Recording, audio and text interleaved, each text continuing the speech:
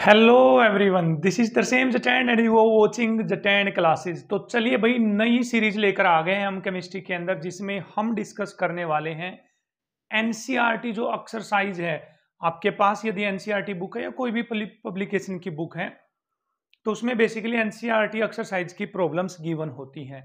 हम आपके लिए ऐसी वीडियो लेक्चर लेकर आ गए हैं जिसमें हम हर चैप्टर से जो एनसीईआरटी एक्सरसाइज के क्वेश्चंस हैं उनके वीडियो सॉल्यूशंस हम आपके लिए लेकर आ रहे हैं। तो आज का जो हमारा चैप्टर है डिस्कस करने का वो है सॉल्यूशंस।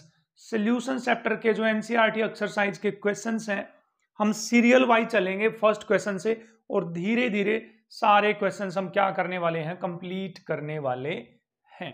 तो बने रहें मेरे साथ और स्टार्ट करते हैं पहले क्वेश्चन से। पहला क्वेश्चन है, define the term solution, how many types of solutions are formed.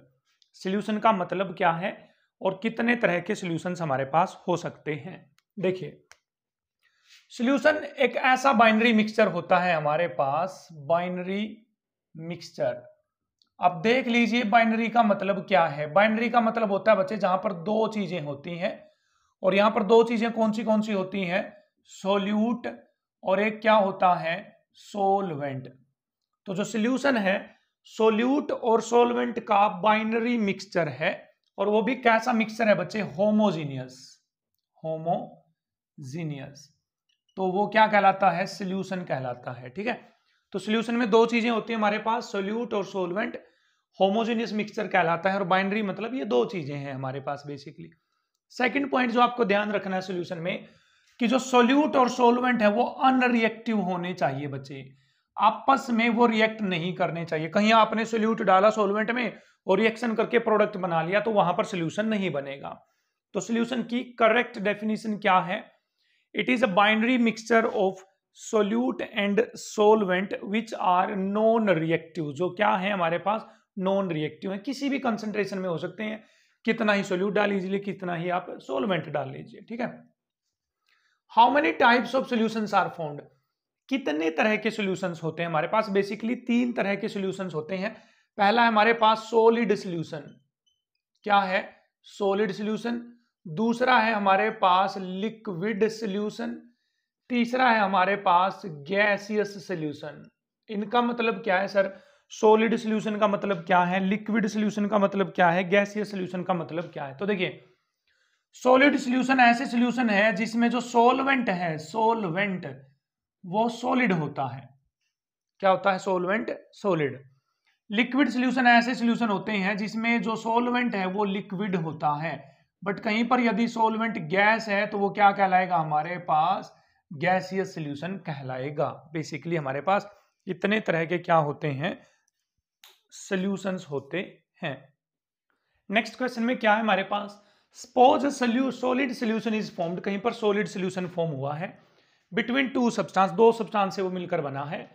One whose particles are very large, उन दो सब्सटेंस में से एक तो सब्सटेंस ऐसा जिसके पार्टिकल बहुत ही बड़े हैं, मतलब लार्ज हैं भाई, वो साइज में क्या है, बहुत ही लार्ज। ठीक है, other whose particles are very small, जो दूसरा कंपोनेंट है, जो दो थे ना मैंने बोला था सोल्यूट और सोलवेंट, तो उनमें से एक तो है बहुत लार्ज साइज में और दूसरा बहुत छोटा। तो छोटा तो यहाँ आएगा ना बीच में, देखो यहाँ पर चिरकुट आ जाएगा बीच में, यहाँ पर है ना बीच में। What type of solid solution is likely to be, ये जो इस तरह के सॉलिड सोल्यूशन बनते हैं ये कौन से सोल्यूशन कहलाते हैं। तो मैं आपको बता दूं भाई, इनको बोला जाता है interstitial solution, interstitial solid solution. ठीक है, अब सर इंटरस्टिशियल का मतलब क्या होता है बच्चे, इंटरस्टिशियल का मतलब है जहां पर कोई चीज गैप में चली जाती है, बीच के गैप में, तो वो बन जाती है इंटरस्टिशियल। जैसे आपकी क्लास में आप बेंच पे बैठते हो तो बेंच के बीच में जो गैप रहता है ना, वो गैप, उसको आप इंटरस्टिशियल गैप बोल सकते हो। क्या बोल सकते हैं, इंटरस्टिशियल गैप। प्रेयर में बच्चे खड़े होते हैं, उनके बीच में जो गैप रहता है उसको आप इंटरस्टिशियल गैप बोल सकते हो। तो बोलिए, जो ये बड़ा कंपोनेंट है, बड़ा कंपोनेंट, इसके बीच में जो गैप है ये कौन सा गैप बोला जाएगा, इंटरस्टिशियल गैप बोला जाएगा। और इस इंटरस्टिशियल गैप में वो जो छोटे पार्टिकल वो आ गए हैं, तो कौन सा सॉलिड सोल्यूशन बन गया हमारे पास, इंटरस्टिशियल सॉलिड सोल्यूशन बन गया है। नेक्स्ट क्वेश्चन हमारे पास third question, define the following terms, इन फॉलोइंग टर्म्स को हमें डिफाइन करना है। Mole fraction, molality and mass percentage. तो देखिए भाई, मोल फ्रैक्शन का मतलब क्या है, मान लीजिए हमारे पास इस मिक्सचर में हमने A डाल रखा है और इसमें B डाल रखा है, तो हमें B के मोल फ्रैक्शन निकालने से हमें किसके मोल फ्रैक्शन निकालने हैं? B के मोल फ्रैक्शन। तो वो कैसे कैलकुलेट करेंगे? देखिए B के मोल फ्रैक्शन निकालने के लिए कैसे कैलकुलेट किया जाएगा? B के मोल्स मतलब NB का मतलब है B के मोल्स डिवाइड बाय A के मोल्स प्लस में B के मोल्स। सिंपली ये बोल सकते हो आप moles of B is equal to mole fraction of B is equals to moles of B divide by total number of moles. तो इसका मोल फ्रैक्शन हो जाएगा। तो डेफिनेशन बोला गया ना, तो डिफाइन, तो मोल फ्रैक्शन और डिफाइन कैसे करोगे? The mole fraction of a component is defined as the ratio of number of moles of that component divide by total number of moles. Clear? अब यहां पर आपको A के मोल फ्रैक्शन निकालना है, तो क्या आ जाएगा? Number of moles of A divide by total number of moles. मैं आपको बता दूं, मोल fraction of A plus mole fraction of B plus mole fraction of C, मतलब कितने भी कंपोनेंट हो उन सभी का मोल फ्रैक्शन का जोड़ किसके इक्वल होगा? 1 के इक्वल। मोलैलिटी पे आ जाते हैं बच्चे। मोलैलिटी को स्मॉल m से डिनोट करेंगे। ये होता है हमारे पास number of moles of solute, number of moles of solute divide by mass of solvent in KG, kilograms में। ये होता है मोलैलिटी का फॉर्मूला। डिफाइन कैसे करेंगे? Molality is defined as the number of moles of solute present per kilogram of solvent. Solvent is known as molality. Mass percentage पे आते हैं भाई, मास परसेंटेज पे। तो मास परसेंटेज निकालने का फॉर्मूला हमारे पास mass of solute divide by mass of solution. Solution का मास इनटू में आ जाएगा 100, इनटू में क्या आ जाएगा? 100। This is known as mass percentage. Clear है? चलिए देखते हैं फोर्थ क्वेश्चन को क्या है। Concentrated nitric acid is used in labs is 68% by mass in aqueous solution. तो उसकी जो मास परसेंटेज है नाइट्रिक एसिड की वो कितनी है? 68% है। What should be molarity? हमें इसकी मोलैरिटी फाइंड आउट करनी है भाई। तो मोलैरिटी फाइंड आउट करने के लिए हमें क्या चाहिए भाई? मोल्स चाहिए, वो भी किसके? सोल्यूट के। और डिवाइड बाय क्या चाहिए हमें? वॉल्यूम ऑफ सोल्यूशन, और वो भी किस में चाहिए? लीटर्स में। किस में चाहिए? लीटर्स में। तो चलिए कैलकुलेट करते हैं, देखते हैं क्या है। तो पहले देख लेते हैं 68% का मतलब क्या है। देखो 68% नाइट्रिक एसिड मतलब HNO3 का मतलब क्या है? इसका मतलब है बच्चे 68 ग्राम नाइट्रिक एसिड है आपके पास, और कितने ग्राम सोल्यूशन में है? 100 ग्राम सोल्यूशन में। किसमें? 100 ग्राम सोल्यूशन में। क्लियर है? अब पॉइंट को क्लियर करते जाना। जो ये जो सोल्यूशन है ना नाइट्रिक एसिड का 68% है, जो इसकी डेंसिटी है 1.504 ग्राम पर ml। तो ध्यान से समझिए, हमें मोलैरिटी निकालने के लिए सोल्यूशन की वॉल्यूम चाहिए, लेकिन यहां हमारे पास सोल्यूशन का क्या है? 100 ग्राम मास है ना, मास ऑफ सोल्यूशन है। सोल्यूशन का मास हमारे पास है, सोल्यूशन की वॉल्यूम हमें चाहिए, डेंसिटी आपको दे रखी है। तो density is equal to mass by volume. तो volume is equals to mass by density. आएगा नहीं आएगा? बोलिए। ठीक है, volume is equal to mass by density. आएगा नहीं आएगा? तो मास कितना है यहाँ पर? 100, और डेंसिटी कितनी है हमारे पास? कितनी है बच्चे? 1.504। तो जब आप इसको डिवाइड करेंगे तो जो वॉल्यूम आ जाएगी आपके पास वो आ जाएगी बच्चे आपके पास 66.5 ml। इतनी आ जाएगी। बताइए अब हमारे पास वॉल्यूम ऑफ सोल्यूशन आ गई है, नहीं आ गई है? ठीक, अब फॉर्मूले में पुट कर दें यहां पर। ये लो भाई, वॉल्यूम ऑफ सोल्यूशन कितनी है? 66.5 ml। 66.5 ml। लेकिन वॉल्यूम तो हमें लीटर में चाहिए। तो लीटर में चाहिए तो इसको कितने से डिवाइड करना पड़ेगा बच्चे? 1000 से। और उस 1000 को मैं यहाँ मल्टीप्लाई में लिख दूं ऊपर। ठीक है, इतना काम तो हमारा बन गया। क्लियर? अब आगे चलिए। हमें चाहिए सोल्यूट के मोल। सोल्यूट कौन है बच्चे? Nitric acid. ये रहा। अब मोल निकालने के लिए हमारे पास फॉर्मूला आता है given mass divide by molar mass. अब गिवन मास तो कितना? देखो 68 ग्राम है ना, 68 ग्राम। मोलर मास, अब HNO3 का भाई मोलर मास कैलकुलेट करिए आप। देखो 16 या 48, और नाइट्रोजन का होता है हमारे पास 15, हाइड्रोजन का 1 होता है, 8 5 13 1 14, 4 2 6, तो आएगा 64। कितना आएगा? 64। तो मोल्स निकाल लीजिए हमारे पास। 64 से डिवाइड करने के बाद कितने आएंगे हमारे पास? तो ये अप्रोक्सीमेटली मेरे को लग रहा आएगा 1.078 के आसपास। ठीक है, आ गए मोल भी। तो मोल्स कहाँ रख देंगे यहाँ पर 1.078। तो यहाँ पर हमारे पास क्या निकल गई है बच्चे, मोलैरिटी। तो let me see the answer, क्या आएगा मोलैरिटी का आंसर यहाँ पर। तो यहाँ पर आ जाएगा बच्चे 16.23 मोलैरिटी। तो यहाँ मोलैरिटी आ जाएगी 16.23। ठीक है, देख लीजिए न्यूमेरिकल को ध्यान से, वीडियो को बैक करके। चलिए देखते हैं नेक्स्ट न्यूमेरिकल को। फिफ्थ आ गया अभी question. A solution of glucose is labelled as 10%। Glucose का जो सोल्यूशन है बच्चे, यहाँ पर ग्लूकोज का सोल्यूशन वो कितना है, 10% है। W/W मतलब मास बाय मास, परसेंटेज दे रखे। तो इसका मतलब क्या है, इसका मतलब है बच्चे 10 ग्राम है ग्लूकोज और 100 ग्राम है सोल्यूशन। ठीक है, क्लियर। आगे चलो, व्हाट शुड बी मोलैलिटी, आपको निकालना है मोलैलिटी। मोलैलिटी के लिए आपको क्या चाहिए, मोल्स ऑफ सोल्यूट चाहिए, डिवाइड बाय चाहिए मास ऑफ सोलवेंट, और वो भी किस में बच्चे, किलोग्राम्स में। तो मोलैलिटी निकल जाएगी। तो सोल्यूट के मोल निकालो। तो सोल्यूट तो ये है और वो कितना है, 10 ग्राम। तो बताइए इसके मोल्स कितने आ जाएंगे, 10 डिवाइड बाई ग्लूकोज का मोलर मास होता है हमारे पास 180, 0 से 0 कैंसिल हो जाएगा। तो ये कैंसिल होने के बाद लगभग आएगा आपके पास 0.055, 0.0555। ये तो आ गए मोल्स। मास ऑफ सोलवेंट चाहिए आप, सोलवेंट कहां है भाई, सोलवेंट ये रहा, 100 ग्राम सोल्यूशन है। खुद सोचो, 100 ग्राम सोल्यूशन में 10 ग्राम ग्लूकोज है, तो सोलवेंट कितना बच गया यहाँ पर, 90 ग्राम सोलवेंट बच गया, नहीं बच गया। तो क्या बच गया, 90 ग्राम सोलवेंट। तो बताइए मोलैलिटी निकल जाएगी।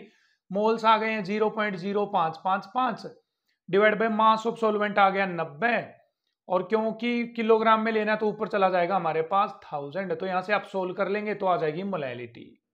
तो चलिए मोलैलिटी का तो कहानी होती है यहीं पे खत्म। आगे चलते हैं। What is mole fraction of each component, आपको इसका मोल फ्रैक्शन भी निकालना है। बताइए मोल फ्रैक्शन निकालने के लिए हमें क्या चाहिए, दोनों के मोल्स चाहिए। देखो ग्लूकोज के मोल्स तो हमारे पास हैं, तो Ng लिख दूं मैं यहाँ पर, number of moles of glucose. यहाँ पर दूसरा कंपोनेंट कौन है, सोलवेंट, और सोलवेंट कौन है, पानी। तो number of moles of water कितने आ गए बच्चे, 90 डिवाइड बाई 18, तो कितने आ गए हैं, 5। तो मोल फ्रैक्शन ऑफ ग्लूकोज क्या आ जाएगा, यहां पर आ जाएगा moles of glucose 0.0555 divide by total mole. Total mole में ग्लूकोज के मोल जोड़ोगे और इसके मोल जोड़ोगे तो कितने आ जाएंगे, 5.0555। ठीक है। मोल फ्रैक्शन ऑफ वाटर यदि आपको निकालना है तो वाटर के मोल कितने आएंगे, ऊपर 5 डिवाइड बाय टोटल मोल कितने आ जाएंगे, 5.0555। ठीक है। तो इस तरह से आपके पास दोनों के दोनों कंपोनेंट का मोल फ्रैक्शन भी निकल जाएगा। क्लियर है मोल फ्रैक्शन की कहानी। तीसरा आता है बच्चे हमारे पास जो इन्होंने पूछा है, मोलैरिटी क्या होगी सॉल्यूशन की मोलैरिटी। बताइए मोलैरिटी के लिए क्या चाहिए आपको, मोल्स ऑफ सोल्यूट चाहिए, वो तो हैं 0.055 है, डिवाइड बाय क्या चाहिए, वॉल्यूम ऑफ सोल्यूशन। ठीक है, वॉल्यूम ऑफ सोल्यूशन चाहिए। बताइए तो डेंसिटी किसके इक्वल होती है बच्चे, मास बाय वॉल्यूम। तो यहां से वॉल्यूम किसके इक्वल आ जाएगी, मास बाय डेंसिटी। तो मास कितना है, सोल्यूशन का मास है बच्चे 100 ग्राम, तो 100 ग्राम। तो नीचे डेंसिटी भी किसकी लोगे आप, सोल्यूशन की, तो कितनी आ जाएगी 1.2। कितनी आ जाएगी यहां पर 1.2 आ जाएगी हमारे पास। तो यहां पर वॉल्यूम आ जाएगी हमारे पास 83.3 ml। क्लियर है, 83.3 ml। तो नीचे आ गई वॉल्यूम 83.3 ml, लेकिन वॉल्यूम लीटर में चाहिए तो मल्टीप्लाई क्या कर दोगे आप 1000। तो इस तरह से हमने मोलैलिटी निकाल ली, मोल फ्रैक्शन निकाल लिया, और क्या निकाल ली है इस क्वेश्चन के लिए, मोलैरिटी निकाल चुके हैं।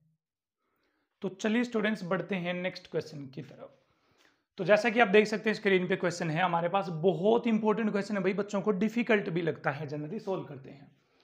How many ml of a 0.1 molar HCl required. आपको बताना है कि HCl का सोल्यूशन है 0.1 मोलैरिटी का, उसके कितने ml चाहिए हमें, क्या करने के लिए, रिएक्ट करने के लिए, किसके साथ, 1 ग्राम मिक्सचर है, 1 ग्राम मतलब टोटल ही वो 1 ग्राम है mixture.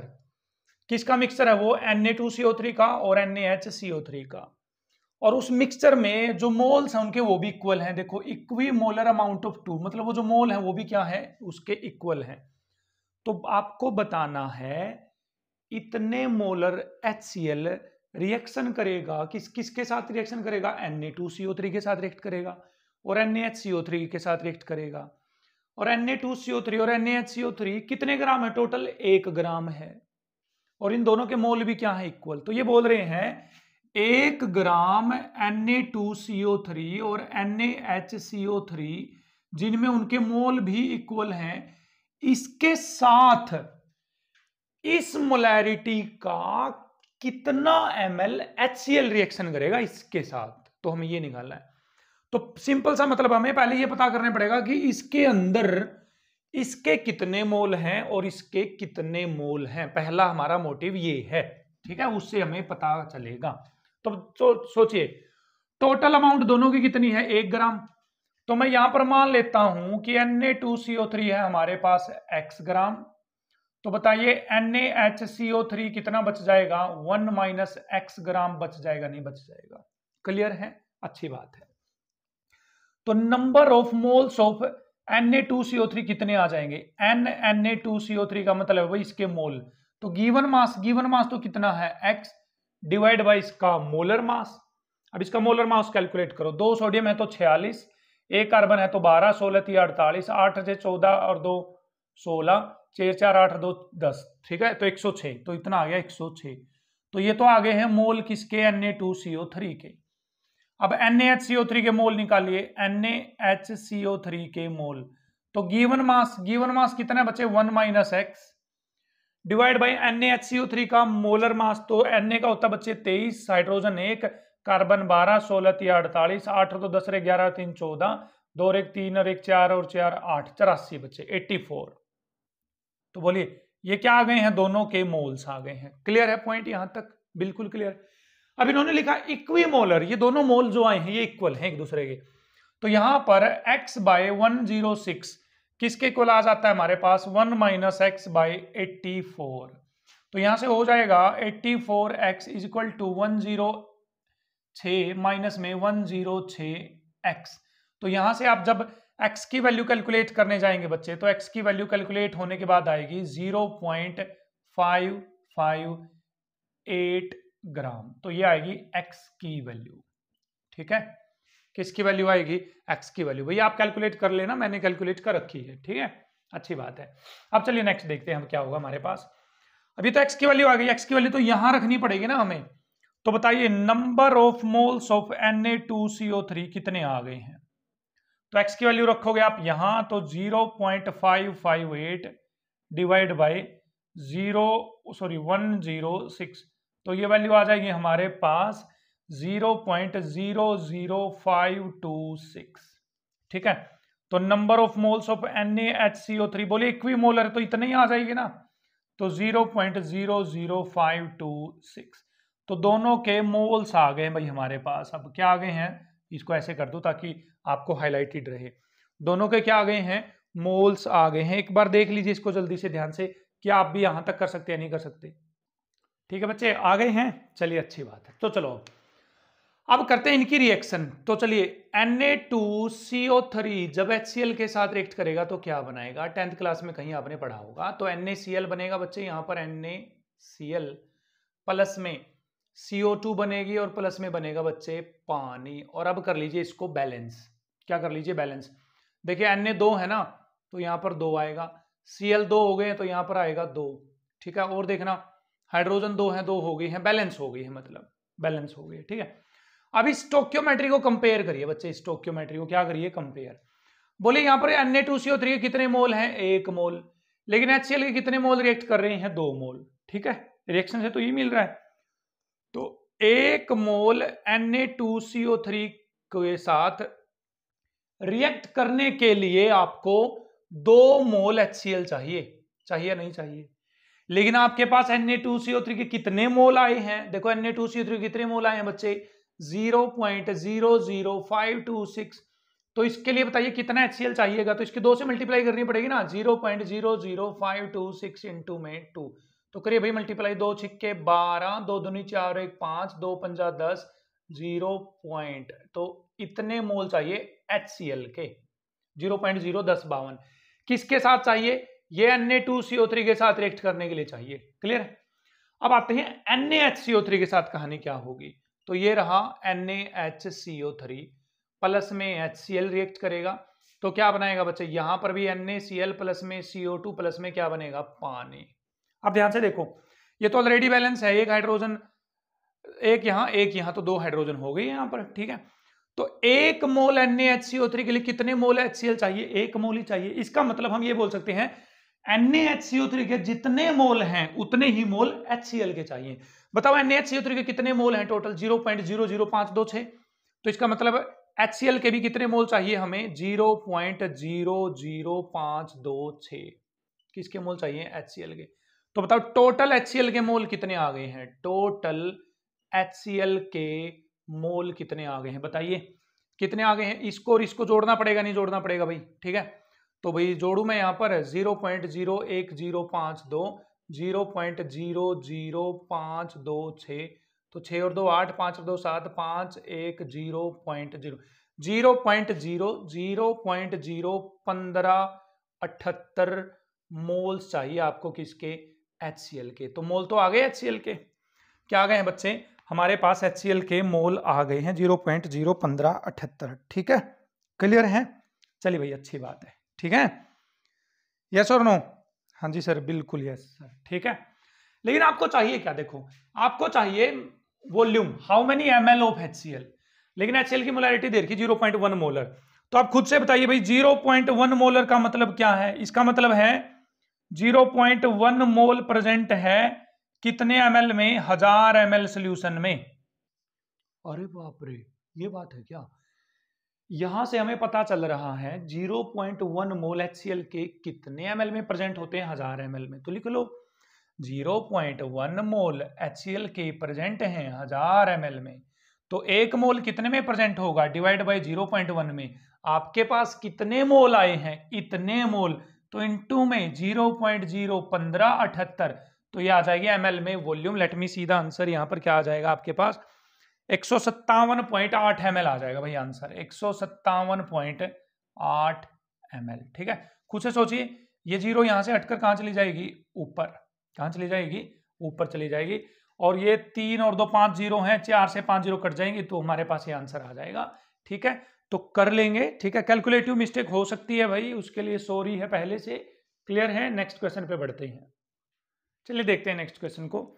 A solution is obtained by mixing 300 ग्राम तो 25% सोल्यूशन को मिलाया गया, 400 ग्राम 40% सोल्यूशन को मिलाया गया, calculate the mass percentage of resulting solution. तो देखिए भाई, ये सोल्यूशन है, इसका मिलाया है हमने टोटल 300 ग्राम, और ये दूसरा सोल्यूशन है, इसका मिलाया हमने टोटल 400 ग्राम।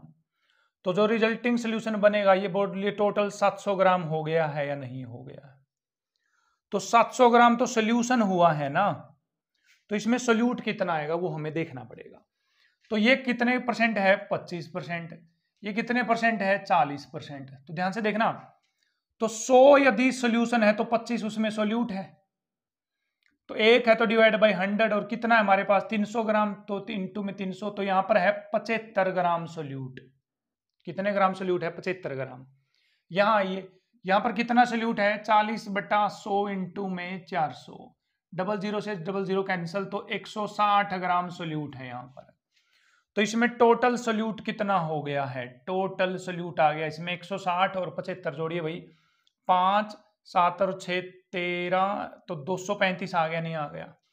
तो मास परसेंटेज निकालिए रिजल्टिंग सोल्यूशन की। मास परसेंटेज पीछे करी थी हमने, ध्यान हो तो, मास ऑफ सोल्यूट कितना है, 235 divide by mass of solution कितना है बच्चे, 700, इनटू में क्या आ जाएगा 100, डबल जीरो से डबल जीरो कैंसिल, सोल्व कर लेंगे आप, तो इस तरह से आ जाएगी मास परसेंटेज किसकी, रिजल्टिंग सोल्यूशन की। चलिए देखते हैं नेक्स्ट क्वेश्चन को। An antifreeze solution is prepared by या प्रिपेयर्ड फ्रॉम, इतने ग्राम इथाइलिन ग्लाइकोल को इतने ग्राम पानी में मिलाया है। तो बोलिए ये तो सोल्यूट हो गया, और ये पानी क्या हो गया यहाँ पर, सोलवेंट। आपको इसकी मोलैलिटी कैलकुलेट करनी है। तो मोलैलिटी के लिए आपको क्या चाहिए शुरू में, number of moles of solute. तो बताइए मास ऑफ सोल्यूट कितना है बच्चे, 222.6 divide by molar mass of ethylene glycol. तो निकालते हैं भाई, C2H4OH2। तो हाइड्रोजन टोटल हो गई है 6, कार्बन हो गए हैं 2, तो 12 12 24 हो गया है। ऑक्सीजन हो गई है बच्चे 2, तो 16 16 हो गया है 32। तो 6 4 10 और 2 12, 3 और 2 5 और 1 6, तो आ गया है यहाँ पर 62। कितना आ गया है? 62। तो ये तो क्या आ गया हमारे पास? मोल्स। ठीक है, 3.659 के आसपास आएगा, 3.59। अब निकालते हैं मोलैलिटी। मोलैलिटी क्या होती है? मोल्स ऑफ सोल्यूट कितने हैं? 3.59 divide by mass of solvent कितना बचे? 200 ग्राम। और मास किस में होना चाहिए? किलोग्राम में, तो इनटू में क्या कर दोगे? 1000। ये डेसिमल ओपन करोगे तो 100 आ जाएगा नीचे। ठीक है, तो 3 जीरो से ये 3 जीरो हो गई हैं कैंसल बच्चे। ठीक है, 2 पे काट देंगे आप, तो 2 पे गया 1 2 1 2 7 14 1 2 9 18 2 5 10, तो जीरो की हो जाएगी डेसिमल, तो 17.95 आ गई है इसकी molality.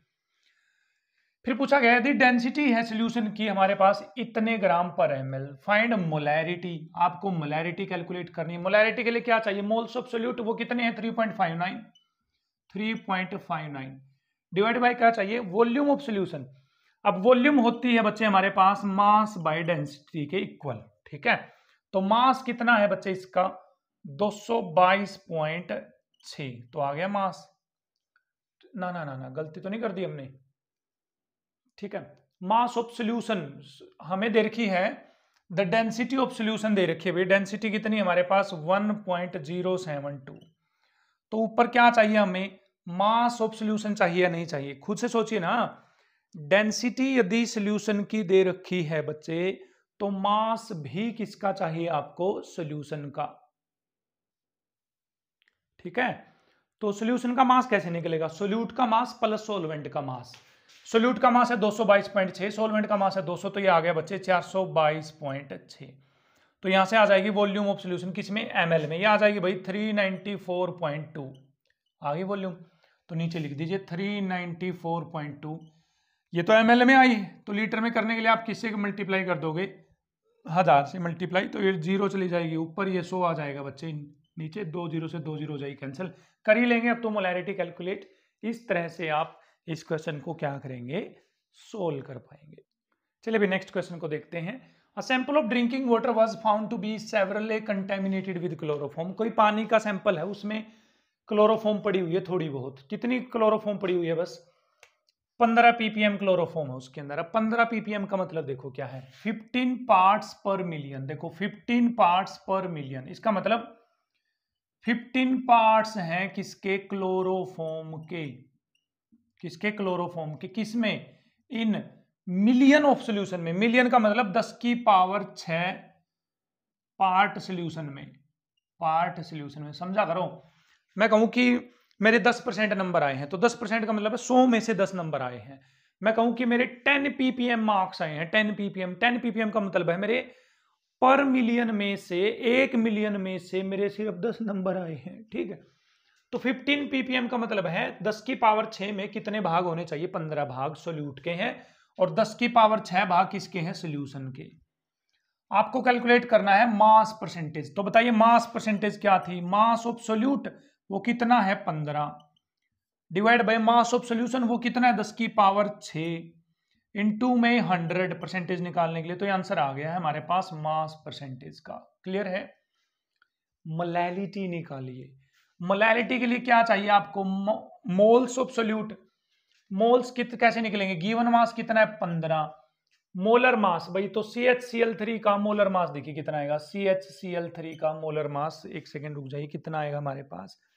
Molar mass of CHCl3 आएगा भाई 119.5। तो आ जाएगा यहाँ पर 119.5 divide by mass of solvent.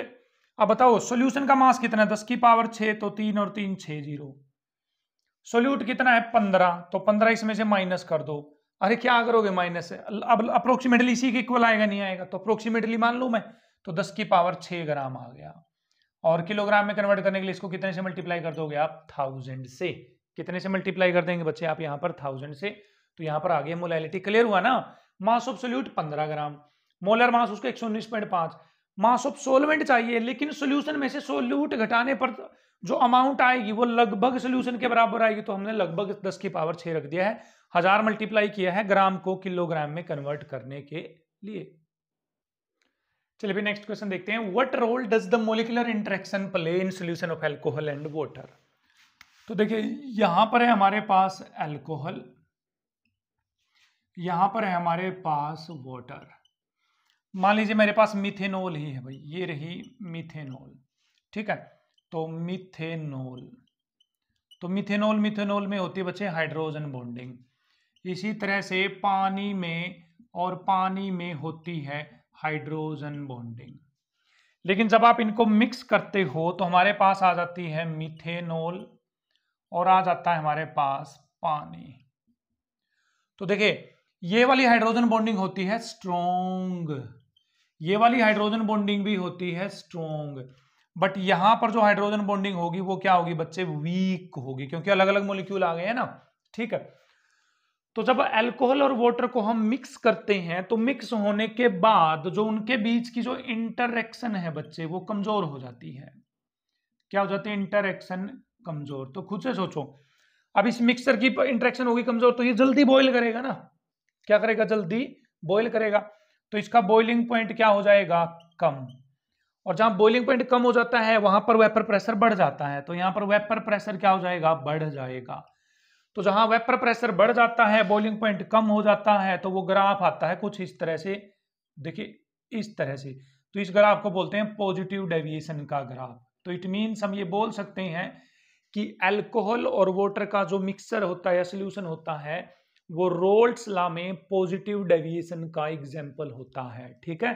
तो कहीं पर भी आपको अल्कोहल वगैरह दिख जाए तो आप समझ जाना कि वो कौन सी डेविएशन का एग्जाम्पल है, पॉजिटिव डेविएशन का, पानी के साथ। किसके साथ, पानी के साथ। क्यों, क्योंकि यहां पर बॉन्डिंग स्ट्रॉन्ग, यहां पर बॉन्डिंग स्ट्रॉन्ग, मिलाने के बाद बॉन्डिंग क्या हो जा रही है हमारे पास, कमजोर हो जा रही है, तो वेपर प्रेशर बढ़ रहा है। तो यहाँ पर भाई फर्स्ट 10 प्रॉब्लम्स है जो हमारे पास कंप्लीट होती हैं। मिलते हैं आपसे अगले वीडियो लेक्चर में लेकर अगली 10 प्रॉब्लम्स। तब तक के लिए आप इस वीडियो लेक्चर को एंजॉय करें। Bye bye.